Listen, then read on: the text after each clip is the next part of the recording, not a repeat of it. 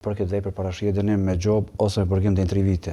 Prokuria themelore në Prishtinë, si për prokuria më të madhe në vend, afërsisht brenda vitit, pranon mbi 500 kallëzime penale, edhe sa i përket veprës penale vjedhja e shërbimeve, e cila parashikhet me nenin 314, ku për këtë vepër parashikhet dënim me gjobë ose me burgim deri në 3 vite.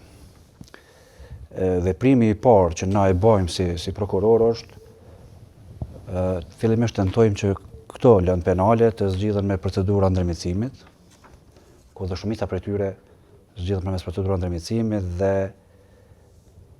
kjo procedurë është procedurë më e shpejtë, është procedurë që ka kosto më të ulët, edhe palët pajtohen është favor tyre.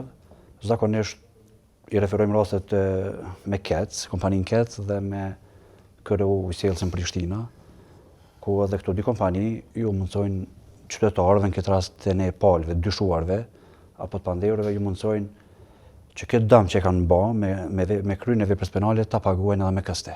Edhe nëse s'gaboj, e di që keci deri 1 vjet mundson me këste, edhe i sjellës nuk është edhe më gjatë, deri 2 vjet.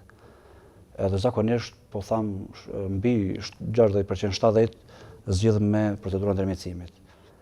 Po ka raste që nuk kanë mundësi me pagu, e që kryesisht janë personat me asistencë sociale, me gjendje të dobët ekonomike, që këto raste edhe jemi detyruar me dërgu në gjykat, kur ka prova normalisht.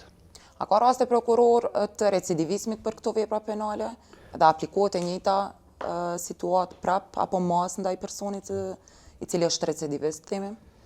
Po, e kam vrejt, si prokuror e kam vrejt se në shumë raste këta persona janë recidivist. Qytetarët nuk e dinë se në rast se shkyqen për borxh, ata nuk kanë të drejtë të kyqen në mënyrë pa autorizuar. Edhe ka raste që një person brenda vitit ndoshta i vinë 5 kallëzime, 10 kallëzime, ndoshta ai 5 herë, 10 herë është shkyq nga rrjeti, ai është lidhur prapë në rrjet në mënyrë pa autorizuar, edhe domthonë këta persona na vinë prapë.